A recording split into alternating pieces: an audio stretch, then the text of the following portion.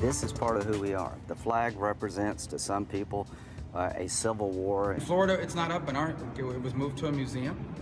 I don't personally display it anywhere, so it's not an issue for me. Confederate flag causes a lot of people angst, and they're not able to see beyond that. That's a decision for the people of South Carolina. We'll let the states decide that.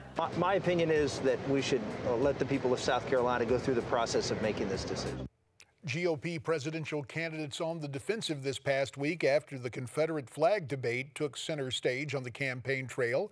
The flag sparked national outrage after it remained flying in front of South Carolina's state capitol in the wake of the deadly shooting by a white supremacist that killed 9 African Americans during a Bible study class at a historically black church.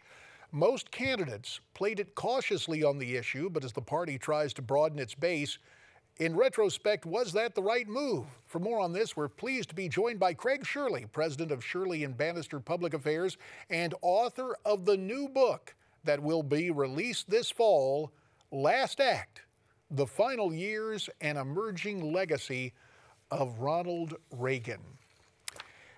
Craig, it's good to have you here.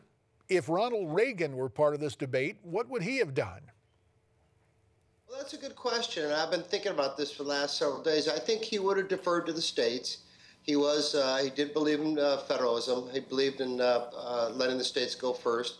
I think that he would have said, though, is that we shouldn't act like an American Taliban and going through and destroying our past. All of our past is important, whether it's statues of Robert E. Lee or statues of George Washington. Obviously, Robert E. Lee was wrong. The Confederate battle flag is wrong. But eliminating them does not eliminate the problem. It seems to me, quite frankly, is that what we need to, instead of driving the flag out of the marketplace, maybe a little bit more Christian brotherhood and Christian love and understanding and forgiveness needs to be driven back in. It's interesting to me that the very forces of American liberalism that are raising the angst about the flag also have driven God out of the public arena. And maybe that's what we need most right now is understanding and forgiveness and a little bit more Christian love. Craig, let me ask you, you know the challenge for a presidential candidate, it's to look presidential, to be decisive. Did any in the Republican pack emerge from this with their stock and their chances improved? I think they all pretty much, JD, listened to their consultants and their focus groups and their pollsters, and they all, went with what they were told to say, which was, the empty platitudes about getting the Confederate flag out of the state capitol or whatever else, and I suppose that's fine, but none of them really distinguish themselves. But by like token, neither is Hillary Clinton.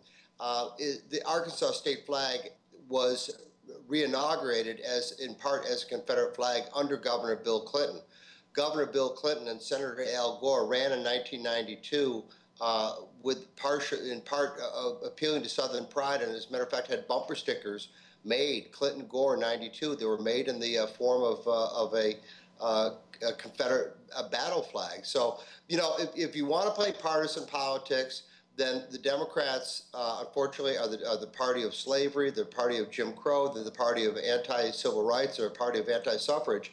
And from the standpoint of history, the Democrats have far more, or liberals or Democrats have far dirtier hands. The Republican Party was born as the party of the anti-slavery. As you know, sadly, with today's dominant media culture, there is a clear and abiding double standard. And all you mentioned about the Clinton campaign in '92 and the Democrats just seems to pass by. Let's return to the here and now with the news that Bobby Jindal makes it official. He's the 13th Republican running for president. I served with Bobby in the Congress. He certainly is a political and public policy vunderkind, a former Rhodes Scholar, now in his second term as governor of Louisiana. Will he register with voters, especially with his social conservatism? 45 seconds. I hope so. I think Bobby Jindal is one of the most interesting men in national politics today, and I hope he resonates.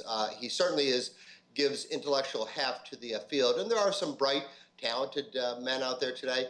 But my attitude is that let 1,000 flowers bloom which is ironic because that was what Mao Zedong said. But nonetheless, I think we both agree that the marketplace of ideas is best served when the most ideas are kicked around and discussed, and then the best ideas are put into policy via the best men or women.